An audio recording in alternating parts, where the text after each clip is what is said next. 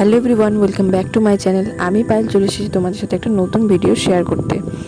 তো আজকে ছিল উল্টো রথ। তো আমি যাচ্ছি এখন গ্রামের বাড়িতে, যেহেতু সোজা রথে আসতে পারিনি এক্সামের জন্য, তো তাই উল্টো রথে যাচ্ছি।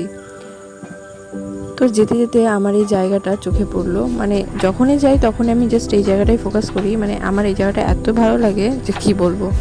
তার উপর এই সাইডের এখন প্রায় জলটা বেশ হয়েছে, দেখতেই পাচ্ছ। তো দেখতে আরও ভালো লাগে। দেখতে পাচ্ছ যে একটু মেঘও করে এসছে যেহেতু রথ।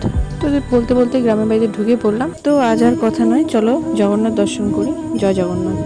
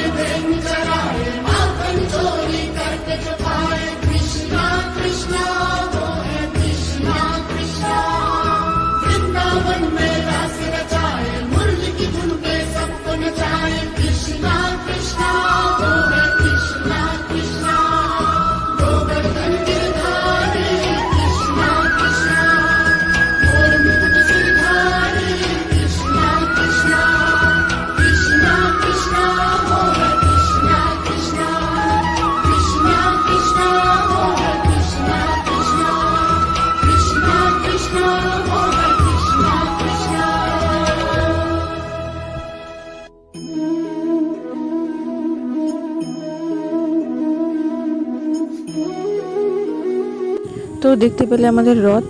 তো যাই হোক, তো রথ এখন ওই পাড়াতে যাবে, তো আমি অত দূর যাবো না, যেহেতু আমাকে বাড়িও ফিরতে হবে। তো আমি এখানে চলে আসলাম একটু, এটাই আমাদের বাড়ি, আর মন্দিরটাও ভাবলাম একটু দর্শন করে আসি। তো দেখতেই পাচ্ছ সমস্ত কিছু ফাঁকা ফাঁকা, যেহেতু সব লোক ওখানে চলে গেছে।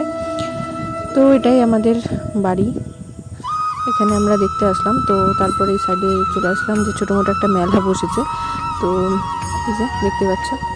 তো আমাদের দেখা শেষ, তো বাড়ি ফিরছি। তো ফিরতে ফিরতে দেখলাম যে রথ প্রায় চলে এসছে, বাড়ির পথে রওনা দিয়েছে। তো এদিক দিয়ে এখন চলে যাবে, দেখতে পাচ্ছি সব নাচ টাচ করে সব নিয়ে যাচ্ছে, খুব সুন্দর। যেহেতু সোজা রথে আসতে পারিনি আমার এক্সামের জন্য, তো মনটা খুবই খারাপ খারাপ ছিল, যে এবছর বোধহয় রথের দড়ি টানতেই পারলাম না।